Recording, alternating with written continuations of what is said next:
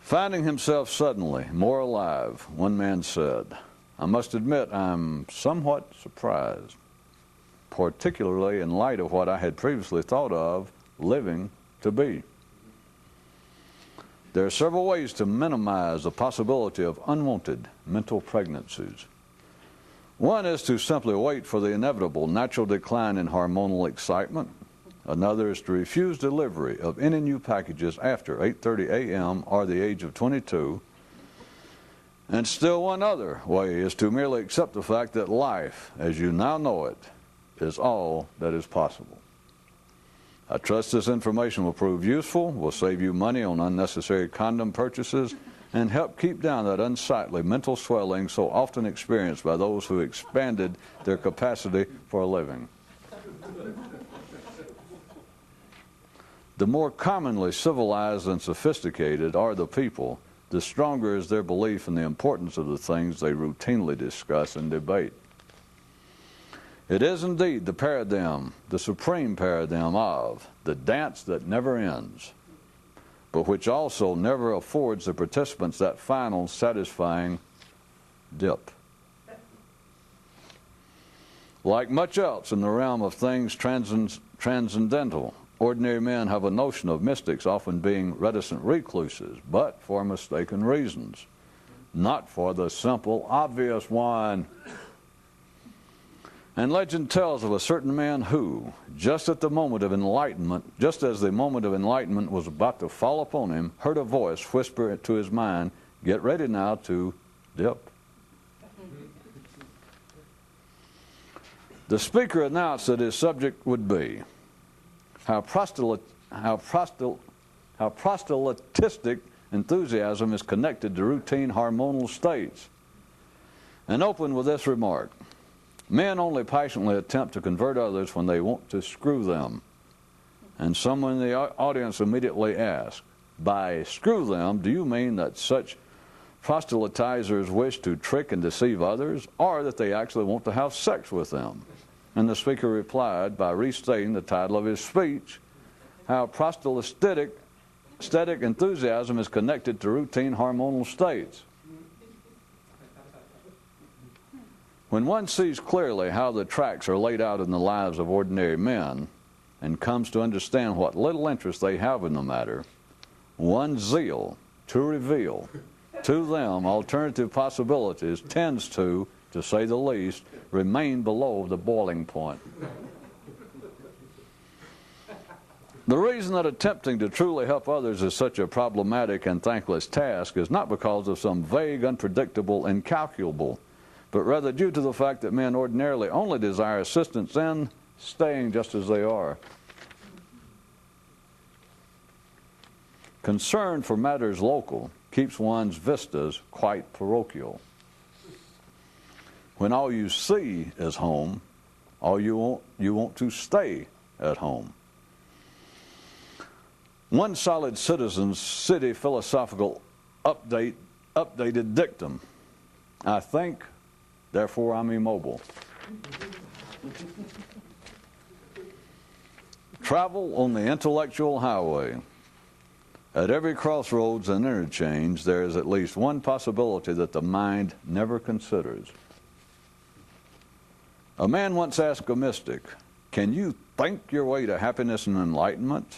And the mystic replied, "No, but you can do so to darkness and despair." If indeed this info is of any use to you. Which brings up interesting infrastructure considerations such as, what can even the most astute of asphalt do with the exhortations to not just lay there, but as unpromising as the situation at first seems, there is always the opportunity available to it to consider alternatives to either just laying there or not laying there.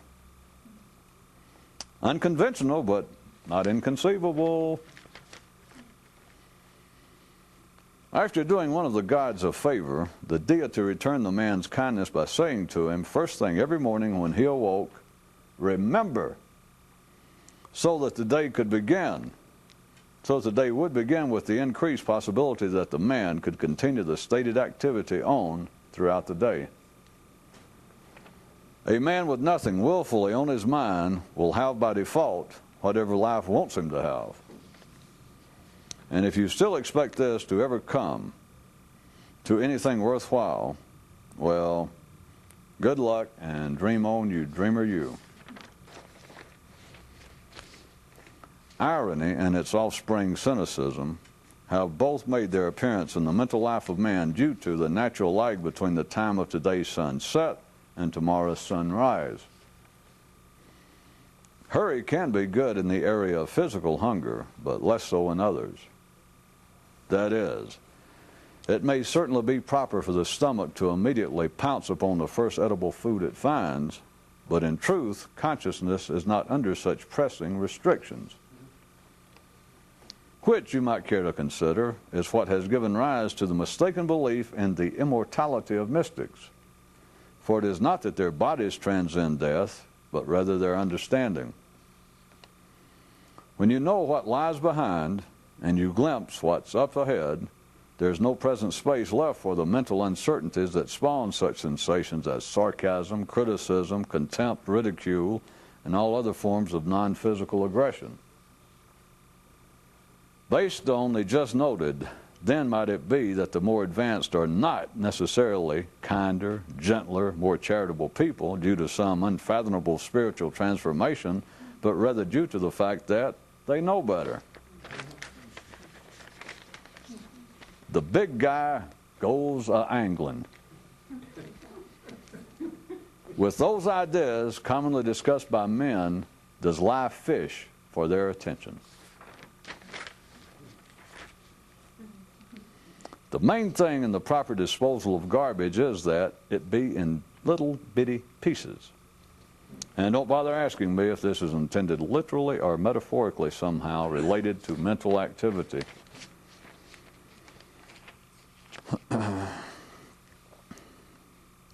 One timeline of some who seek a seat on the great mystical express.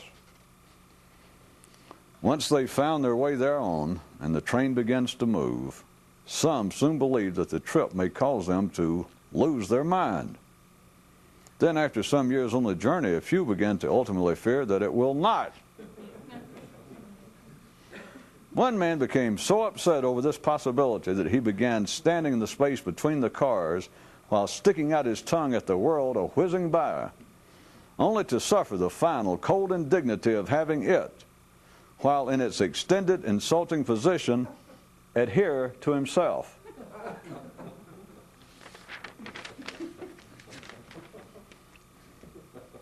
The absolute, surefire way to identify the incurably ill. Easy. They're the ones who, if you offer them a cure, won't take it.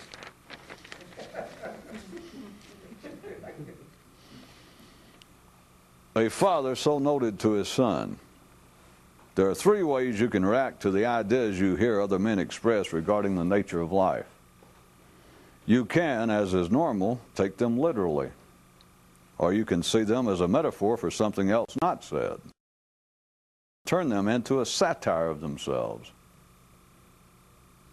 And after thinking on this for a while, the boy asked the old man, "Is there no other way?"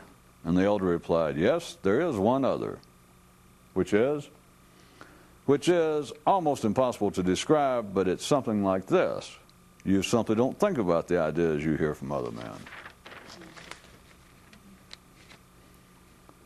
To ordinary minds, to be awash amidst the latest fashions, controversies, and cliches is their evidence to themselves of their mental vitality and individuality, while to the more conscious, just the opposite would be true. Round 2. To ordinary minds, to be awash amidst the latest fashions, controversies, and cliches is their evidence to themselves of their mental vitality and individuality. And don't say this can't be true, that even the sentence itself is self-contradictory. For all you'll do is start a new controversy, which can become trendy and festooned with its own attendant buzzwords, and make you living proof of the statement.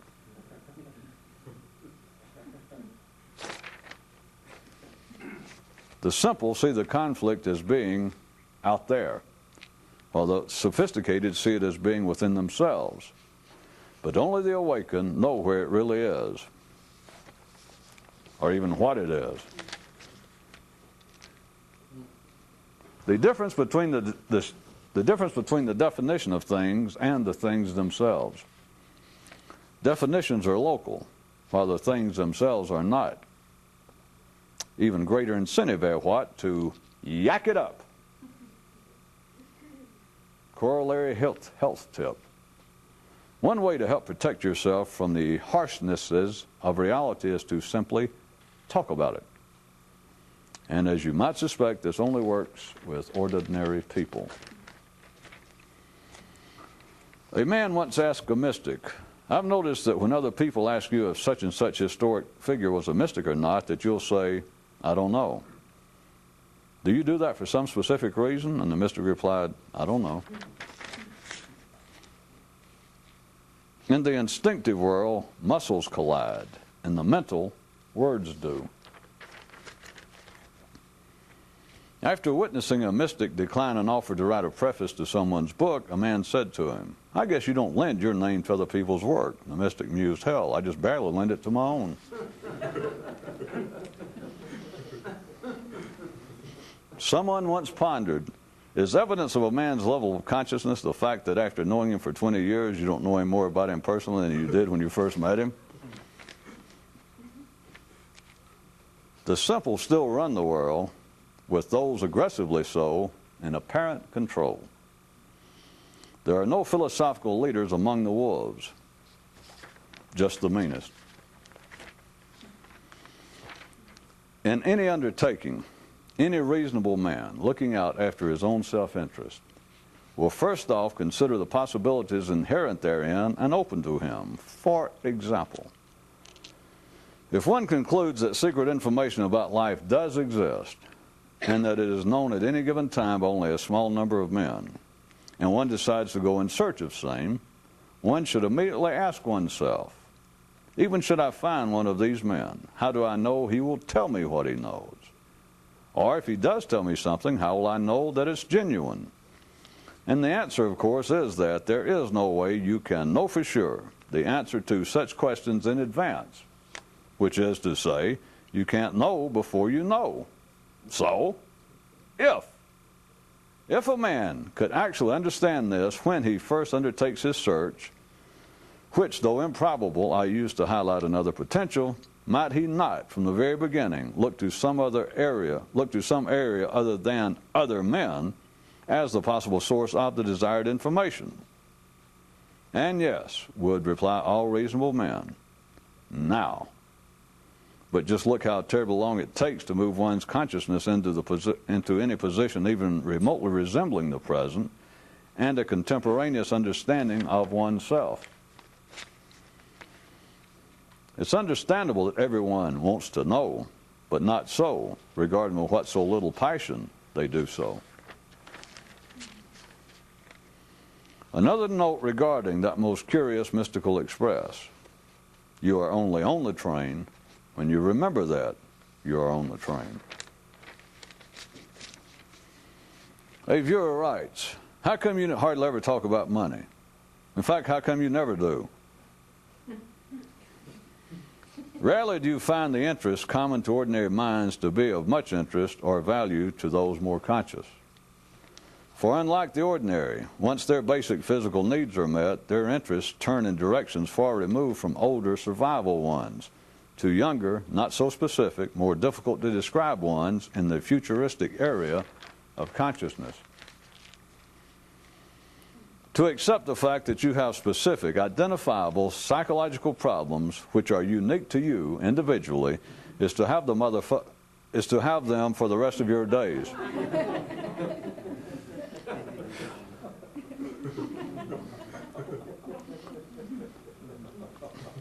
All kingdoms divided and in flux are in pain. One mind once wondered, why do so many people want to know if a more conscious man could ever do anything evil or injurious to others?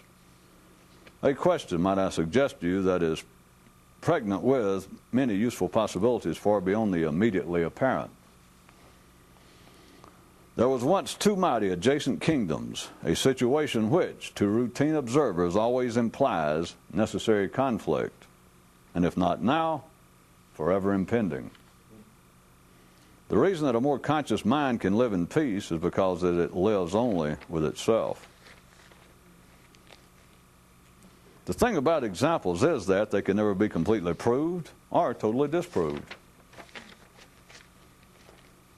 If you ask someone who's actually been to Istanbul how they got there, any directions they may give you will not reveal how they got there. But out of simple politeness, along with your common shared interests, they feel obliged to somehow respond to your question. Another take on the notion of immortality amongst the more conscious. It's not really a matter of the enlightened living forever, but rather the fact that they truly don't care whether they die or not. One man finally decided that he had talked to no one but himself, and said he considered even that conditional and temporary.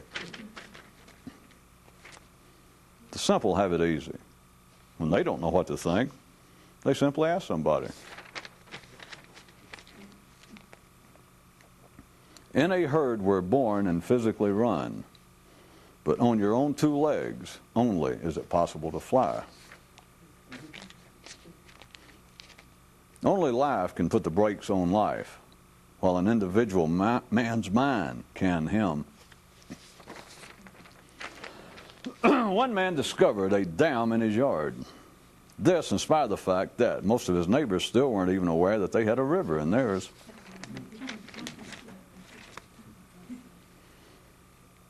The more conscious are more interested in the universal nature of life than they are in the personal incidents of their own life, which might be why they so seldom seem to think of making mention thereof.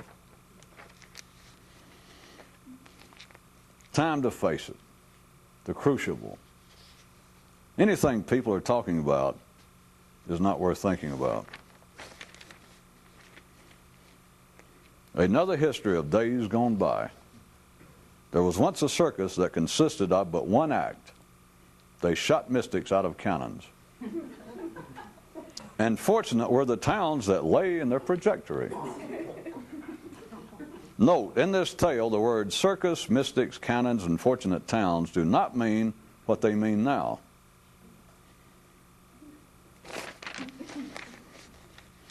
And now for your convenience and comfort, free, this, sure bet. The only ones who say that they'd give anything in the world to know the secret are those who don't know the secret. And may I point out that this is not as ridiculously self-evident as the mere grammar of the sentence conveys. Additional angles to the matter.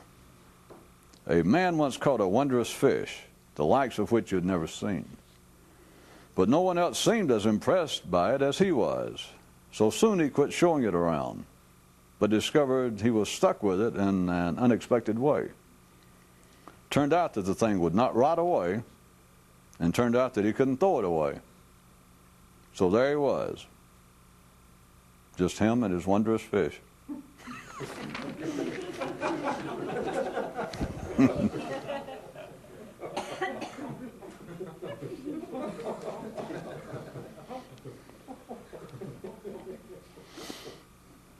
After seeing several of his public appearances, a man approached a certain mystic and said to him, "I've been around entertainment all my life, and I've got to tell you, you've got the damnedest act I've ever seen.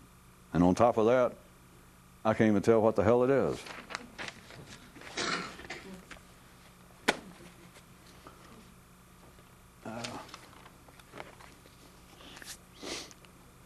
Why would any reasonable man listen to anyone else?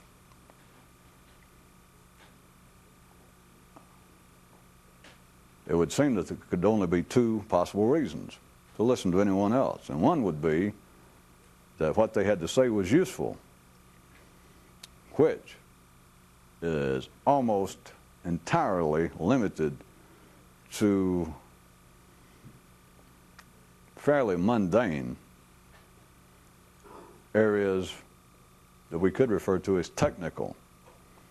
That, in other words, if someone told you how to rebuild a carburetor, that if you had an automobile, someone tell you how to rewire your house. The other area, and don't think that I bypassed that or skipped over it too quickly, because you can think about it yourself. When it comes to useful information, it is almost, by its very definition, has to be of a fairly specific and limited, technical, pragmatic, there has to be in such an area. The other possibility would be that you find it entertaining. For what other reason would you listen to someone else? What other possible payoff could there be?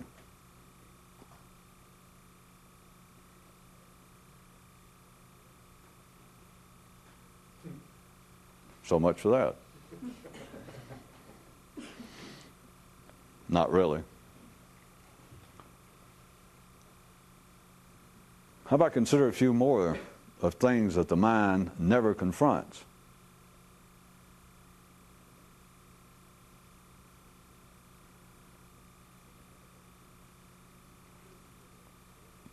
Put another way, consider the way in which the mind is normally constructed that prohibits it from looking at life and its affairs in a specific way.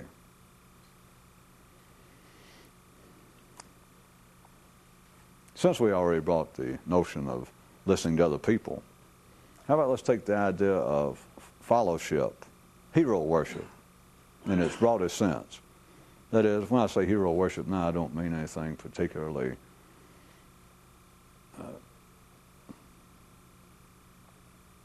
based solely upon what would normally be referred to as egotistical factors.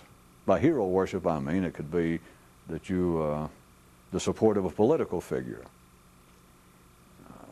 or it could be actual the kind of fan enthusiasm that spectators feel for sports figures. That's what I mean by hero worship, that there's somebody that you would pay some specific attention to, that you would go to some specific trouble to go see, to even hear them speak, is in one sense as silly as it sounds to expect a football player to have anything of any particular intellectual significance to say. Not that he couldn't, but we know that they normally do not. Or to think that some rock musician is going to have, when he's interviewed, to have something of some actual importance, some significance, that he might have some observation that would make one think. But back to the hero worship. That is, that we're talking about the general dance where there seems to be someone in charge at that particular moment. And by hero worship, it could also be that you just paid your money to go see someone deliver a lecture. So you got the hero, the person that seems to be leading, at least for the momentary ad hoc situation, that seems to be leading the attention pack. Now, we're not talking about physical matters now. We're instinctive. We're talking about in the world of the mind. So we've got the hero, and then we've got the followers, the worshipers, the followers. If you, in regarding that matter, there would seem to be, to the ordinary mind, only two ways to look at the matter of fellowship or hero worship. One is that the hero, the leader, that the hero, you understand by now I mean in a very wide sense, that the hero is laughing at and putting on the followers. The other possibility is that the followers are justified in their worship of the hero. That would seem to be the only two possibilities if I ask everyone to consider. If I said I'm going to point out a possibility, again, to play one of those games, I'm going to point out a possibility that by no wise, once I point out, can you say, can any reasonable mind say that is impossible? That is not possible. That will not be any mind's reaction to what I will point out, But beforehand, let me point out to you that left to its own devices, no ordinary mind would ever consider the other possibility, which is the getting at the crux of why I bring it up. But now consider that we're taking under advisement the question of hero worship in the full sense of the word, paying allegiance to the head of some religion, to the Pope, waving banners and swearing that you will never vote in any French election other than socialist, swearing that you would never listen to any music except heavy metal, whatever it is, or that you would it's only literary figures who command your attention and respect. And everyone in the ordinary world, in the ordinary intellectual world, everyone out there, just unless they're anyone who are hormonally still much alive. So if we say somewhere this side of the age, more or less just 50 or 60, no particular magic number there, but people still fairly active out in the ordinary world, they will in some way be part of a hero worship. You understand? It could just be their enthusiasm for sports. It could be just their following of movies. And it may not just be one hero. It can change constantly. They say, well, I love to go see such and such actor, or anything that such and such actress is in, I always enjoy. As soon as I hear she has a new movie, I'm right there. But it's better if we get outside the arts and you think about those things that seem to have a more immediate, spiritual kind of nexus, kind of contact between the hero and the crowd. There would normally be a political figure. The two most common political figure are one who is apparently some sort of a spiritual figure, some guru, a minister, a rabbi, but in the full spiritual, metaphysical sense of guru. So, and I point out to you that there are only two possible ways that the mind normally would look at the situation. If you ask someone, consider the matter of hero worship. Consider the matter of one person, and the one person will always be part of some group of some size, paying homage, submitting in some intellectual, submitting in some non-physical sense, at least for some occasion. It may just be an hour a week that they go to church or to mass or go to a political rally. It doesn't have to be a constant physical, overt show of submission to this hero. But when the time is right, they will apparently of their own volition go seek out the circumstance in which they pay homage, in which they worship, in a sense, some other person. And I say that there are only two ways that the mind would normally look at the situation. If I ask any intelligent, sane person, what do you think of this situation that let's just refer to as hero worship, since I've already couched it in those terms, and the mind goes, okay, I got you. Now I say, how, just theoretically, philosophically, how would you what possible ways could a sane mind look at that situation? What possible, useful, valid analyzations could it make of the situation? What could be going on there from different views? They would come to one of these two. They might come up with both. They'd say, well, one of them is, we'll assume, I'll reverse it this time and not do the cynical view first. They could say, well, it could be a situation that the hero, the figure involved, is actually worthy of their following, of their worship. Okay. Now, so what could be another possibility? The best of minds has nothing to do with education or hipness or sophistication, but the best of ordinary minds, if they thought about this, go, well, okay, the other possibility obviously is that he is unworthy, and that in some way it's a facade, that it's an act of deception, which is fairly common throughout history, according to ordinary minds, to find out that the king is nude, to find out that some apparent saint, find out that in person, in their private life, they're just a roaring bastard. That's pretty common.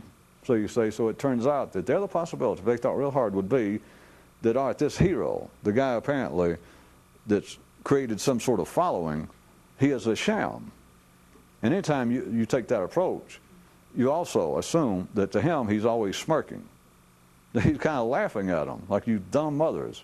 And how could you, and he's kind of leading them along. It's more than just an act on his part. There's got to be some sort of, from his view, perverse pleasure that he is putting these people on. Okay. I say, well, can you think of any other possibility that actually could? We've played this little game before. Would you like to take a couple of seconds and see if you can think of one? We got somebody that's maybe getting too good over here.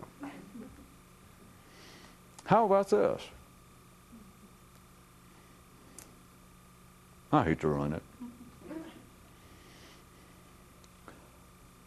That the worshipers are laughing at and stringing along the hero.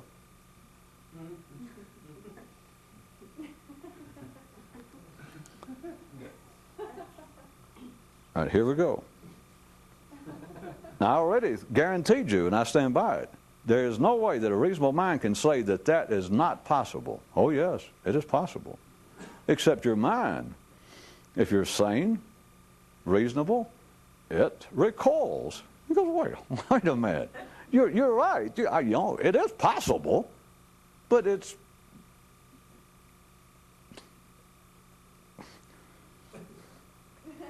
Well, but it's not possible. Why? There is a kind of mathematics that has to do with the fact of life being alive and men individually not being able to see it because their attention stays focused in the areas in which life wants it to be focused. There is a kind of truly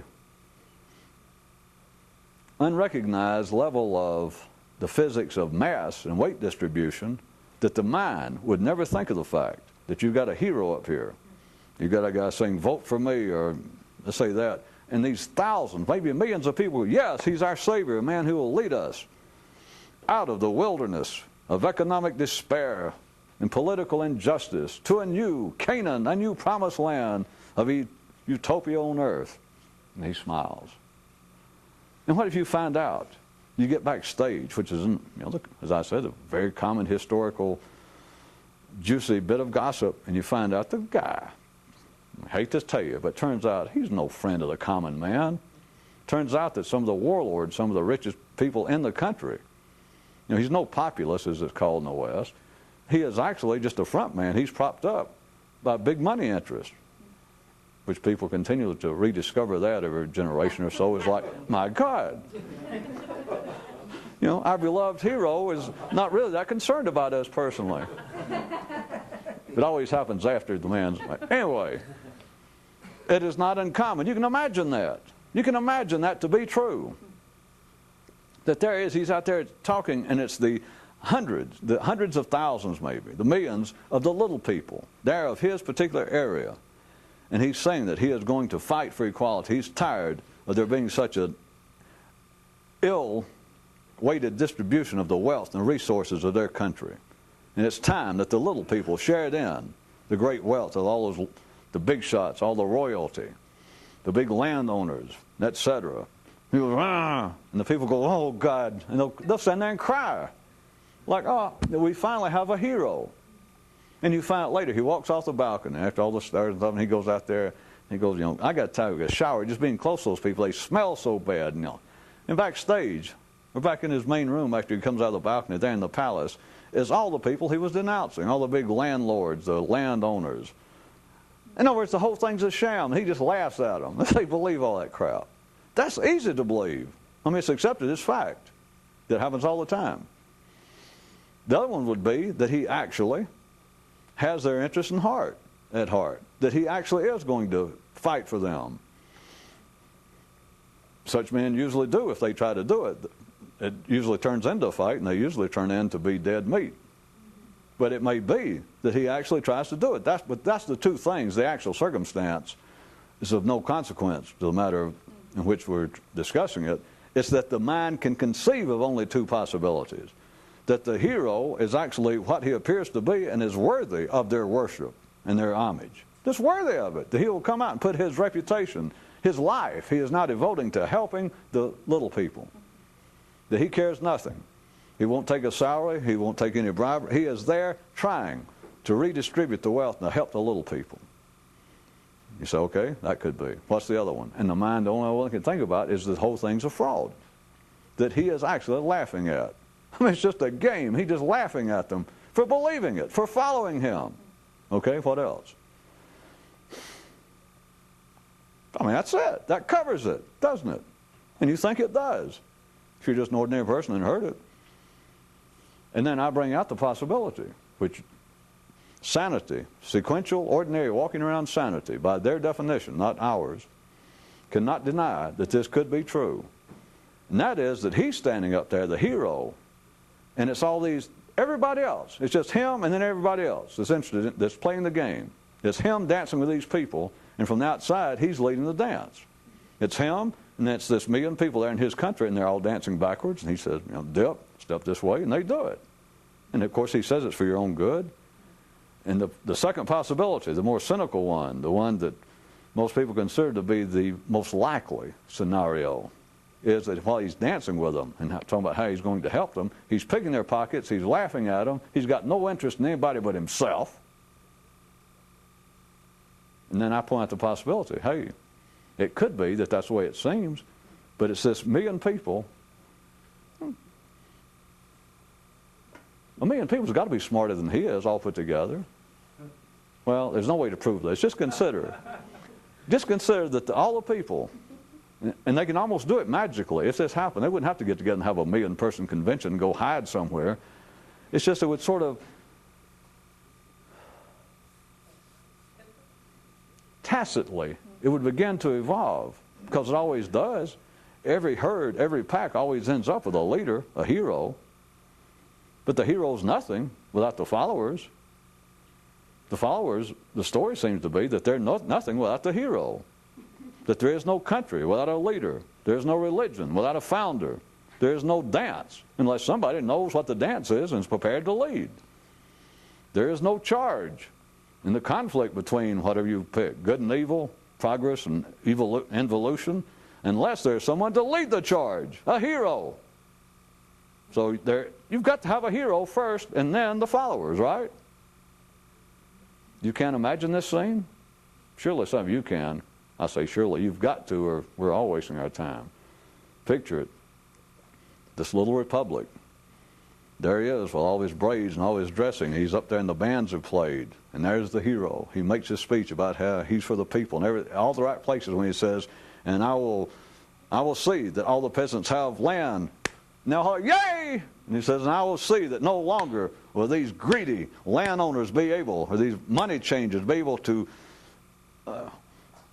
take from you exorbitant usury. Yay! And I will see that no more will innocent people be put in jail for their debts, be separated from their families. Yay! And you picture, it's easy enough, you can picture him then stepping off the stage, and yeah. They close the doors and he laughs and thinks, what a bunch of idiots. That's what but think about this. Like I said, you people got to have the ability, or else I sure I'm wasting my time. That there he stands, up there on the balcony, the spotlight's on him, surrounded by the bodyguards, him all dressed up and making these speeches, them hollering, yay! And you think, there he stands laughing at him. He goes, and I will redistribute the wealth. I'll see that everybody has something to eat every day. And they go, yeah! And you picture him just laughing like, I don't give a damn. I'm not going to do that. You can't picture that million people down there. And they all tacitly, they understand they're part of a kind of team. You might want to call it a conspiracy, but they don't look at it that way. And that there it is, they've got to have somebody up there. And they're just glad it's not them. And that rather than you think that he's leading it by hollering, and I'll do so-and-so. And they're hollering, yeah! And then you picture him laughing like, picture them million people laughing when he goes, and I'll redistribute the wealth when before, whatever he says. They know it's bullshit. They know it's the game. But to keep it going, I mean, or he wouldn't be up there. When he goes, I will do so-and-so. And before whatever it is, anything he's going to promise, they know is not true. They know he can't deliver even if he wanted to. But let us say that they know he's a sham. That is, he's not what he appears to be. And they know it. And think about, they're the ones laughing and stringing him along when he goes, and I'll do so-and-so. Because if the scenario I present to you was a valid one, then they could, all me and them go, wait a minute. That is absolute bullshit. We don't believe that. And they'd walk away. It'd fall apart. But he says, I will see that everyone gets a fair share of this country's economic wealth. They know it's not true. Forget that he knows it's not true, or that he thinks he's stringing them along. They go, yeah! He smiles and presses on. And it's the million people laughing at him, stringing him along, putting him on. Can't be, right? Sure it can be. It could literally be possible.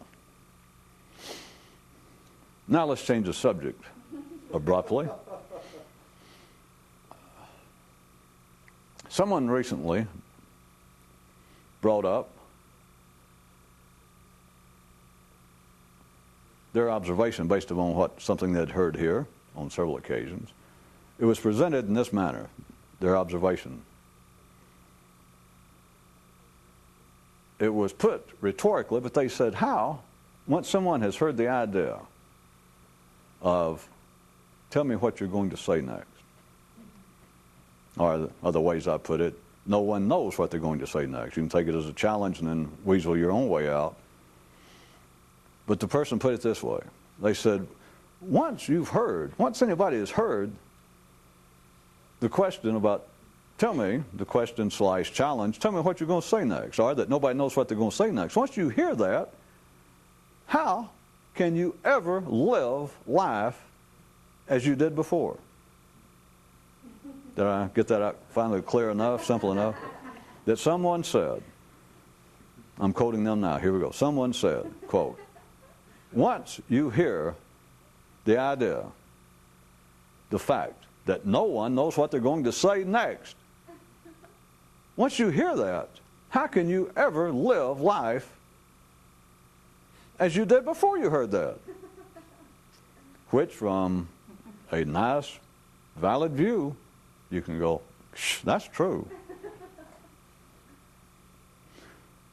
But there's several curious other responses to that.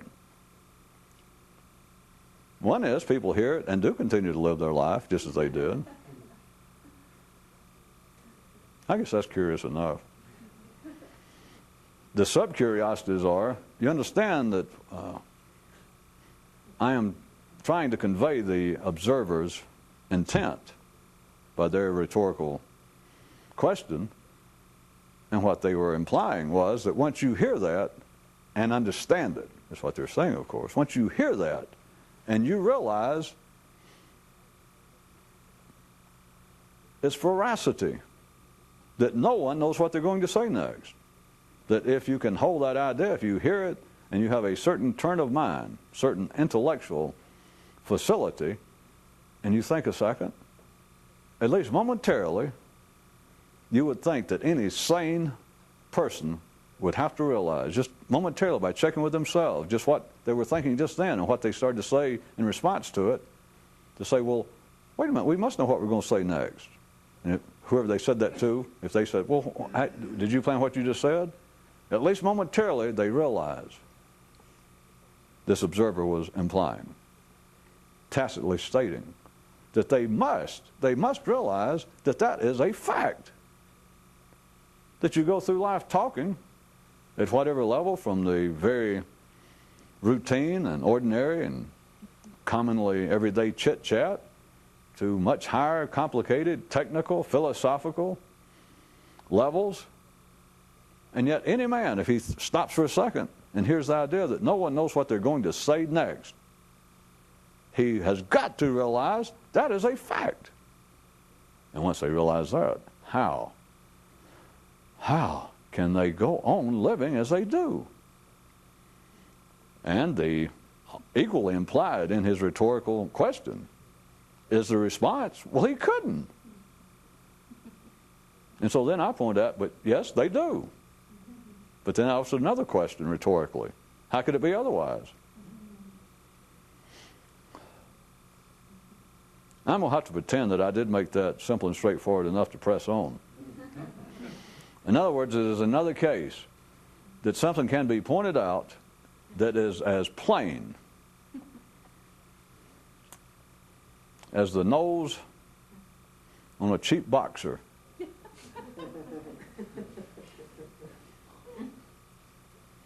That's as glaring as a festering zit on the ass of a hippo. Is as undeniable as the charming, self-effacing humility of attorneys and priests. Have I made the point?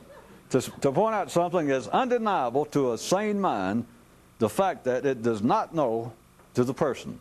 You tell them you do not know what you are going to say next, and it is an undeniable fact, momentarily. There is no way out. It is not open to debate. At that moment, now I'm giving this illusion, this fictitious average mind, minimal ability to function, because for some moment, just for that brief moment, anyone's mind realizes that's a fact. I do not plan what I'm going to say. I've never even thought about it before until you brought it up. My God! So, let's freeze that right there. Then you would have to say, is this observer I was quoting to start with, you would then probably have to agree with him to say, once you see that, once you realize that you do not know what you're going to say next, how can you go on living as you have done up until that moment? Should that not be an absolute time of epiphany? Should that not be a line past which your whole life changes? And you think, it's got to. Except for this, it doesn't. And now you're left with, well, how come? Because 30 seconds ago, when you were describing that, I'll speak for you generically, that you do have to agree. That to see that, even right now, again, as many times I brought it up, for you to sit there and just momentarily grasp the significance. I overplay it. I mean, when something is astoundingly significant and almost world-shattering, I overplay it. I think significant will suffice. That you sit there and you realize the significance of the fact. As important as talk is to the civilized world, to man's world, to your world individually, to you personally, to the success, to what enjoyment you have of a personal level, what individual pleasures and successes you have socially, artistically, they are all tied to, absolutely dependent upon talk. And then to momentarily be faced with no way out, it is just the fact that you do not know what you're going to say next. So let's freeze that again. And you think, once a sane person, just an average person, realizes that, how? Well, it's impossible. How can they live past that point, past that one moment? How can they again live as they have always lived? I mean, it's got to be mind-changing, life-changing. But it's not. And then you think, well, it's got to be. I agree, yeah. I mean, if you want me to, I'll agree. Yeah, it's got to be. But it's not. Or put it back another slightly altered interpretation of what the person would say. That you cannot, after realizing that, live as you always have lived. Another way to look at it is, you know it can't be true. And then you can jump back and think, well, it's got to be true. If indeed they did realize it at that moment, that they fully realized, and it's just no secret. All you got to do is just try a little bit. To think about it, just for a little bit. It doesn't take but a second, because that's about all you can do. And I can get ordinary people to do it. I've done it for many years, to no avail. That's why I finally just took up tap dancing. I got much more positive response and feedback. As poorly as I do it even, but still it was better than me pointing that out. But the fact is, you can get an ordinary person to momentarily hear without, and there's no doubt, there's nowhere to discuss. It's just one of those matters to say, no one knows what they're going to say next. And just for a second, you can get people, if they'll try just a teeny little bit, then just for a teeny little second, they realize, oh my God. And in one sense, not just because I thought it up, but in one sense, it is probably the most astounding piece of information they will ever be capable of hearing in their lifetime. Now let's say I'm not over-exaggerating it. Why does that not change them? Put it back the other way. How can it change them? What are you going to do with that? There's one that got pretty convoluted tonight that was along the same lines that said, what can even the most astute of asphalt make of exhortations of, well, don't just lay there. And if it hears it, it's pavement. What are you going to do? You're telling pavement, well, don't just be pavement. You're telling ordinary men, don't just be ordinary men. That's what is inherent in the observation of the question of how can people see that and not have their whole life changed? The answer to all of this, as far as a on-the-spot verbal answer, is simply that men cannot realize that it is life that is alive, that men, as glorious as they are at the ordinary earth level, which is their intellect, to realize that it is not their intellect. It appears to be the intellect that has put them in their position, but it is not their intellect. But an ordinary person must continue to think locally, that is, to continually use examples from their individual life, which is the process, which is the basis of all debate, all discussion. It is the only thing that keeps life intellectually going at the ordinary level. It is the same fact I've brought up to you before that people see no particular significance in, but two people can be talking. They can be talking at a public forum. It can be a hero being interviewed. It can be a world leader, being an intellectual leader, political leader, being interviewed, and they will passively accept and respond to whatever question is put to them. This is neither good nor bad, and this has no comment on the relative intelligence of the participants involved, because any difference is negligible. But let us say that you just have a reporter here. They only got a job because they look good on camera. No particular intelligence. And they say, well, Mr. President, are we to assume that it is the continuing imbalance of our foreign trade? And they're just reading notes that somebody wrote that. Are we considered it's the continuing imbalance in our foreign trade debt that is now depressing our economy? And it's the president, or it's a Nobel Prize winner in economics, an expert in some field, and they will passively accept. They don't even hesitate. And they'll answer the question on the basis that was asked. Well, there's no doubt that the depression of new jobs in our economy, there's no doubt, you're correct, is brought on by the imbalance of the foreign trade. Now, you're so used to hearing that, and it sounds acceptable. It sounds toward.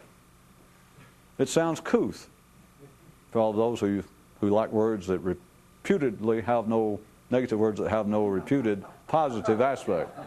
At any rate, clement. There were clement response.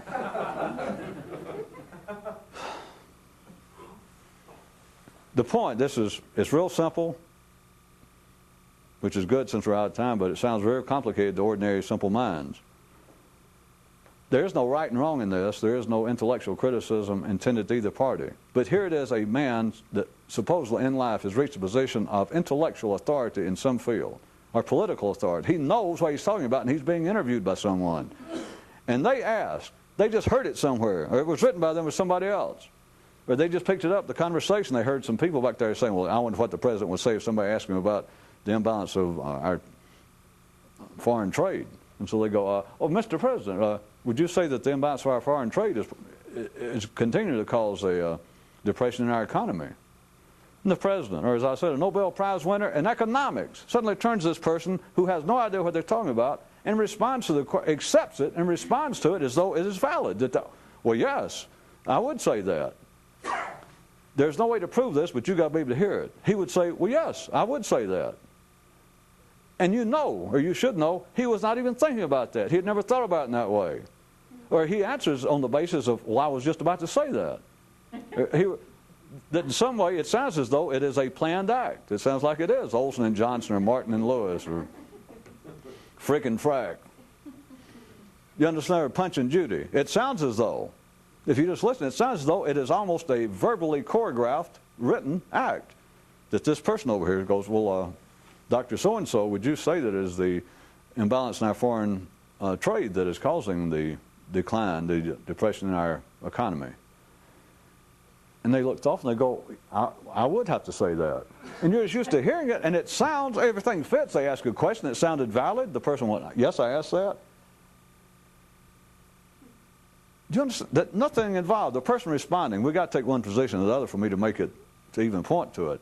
That here it is, this expert. The reason I keep implying it is that somebody supposedly knows what they're doing in whatever the field is. It could have been philosophy, it could have been theology, it could have been psychology. And yet you can ask somebody on that kind of public level wherein you think they would be at their best. They would be giving the greatest attention to their words and their public image. And just anybody off the street can walk up and go, is that true? Do people still think that it's some kind of subconscious sexual desires that causes most of our psychological unhappiness? This a guy, a half-drunk bricklayer from Tupelo has stumbled in there to this discussion some way, and a man with a doctorate, with a prize in psychology, will go, well, yes, I would still have to admit that. And you're just used to hearing it. What the hell is going on here? What's going on is nothing of any consequence. It is not going anywhere. It is the cannibalism. It is the passive acceptance of what passes for some sort of intellectual stimulation, which is not. It is just somebody at the mass level. It is as though, me not trying to be crude, but it's as though it is a constant regurgitation, which is what I mean by cannibalism, of one person to another, even to an expert, and the expert picks it up and eats it and goes, well, yeah, I would say that. And then they throw it up and somebody else picks it up, and it goes nowhere in a lifetime. To the individuals involved, nothing of nourishment is being passed. Nothing of consequence is taking place. And until you understand that, until you stop looking locally, and thinking, well, there's something of a local level, there's something specific going on right now of some importance. Until you understand that, you're stuck with it. And you keep thinking in some way that you will think your way to some higher level, or that you will piecemeal begin to kind of figure all this out. There is nothing to figure out. That you're in some way going to unravel the mystery. It is not raveled. That in some way you're going to uncover the secret. It's not covered. That's the problem, in a sense. It is in your face. It is in your ears. It is everywhere. It's in your hair. It's all over you, and you just can't hardly get away from it.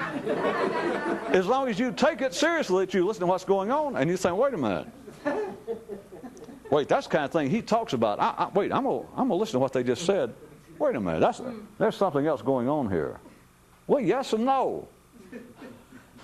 There's nothing going on of consequence. That's the thing about ordinary intellectual life. You can always count on this. There's a whole lot less going on than there appears to be. So there's your secret. And by the way, when it comes to a whole lot less, can you spell N-A-U-G-H-T? Yeah, I can spell that.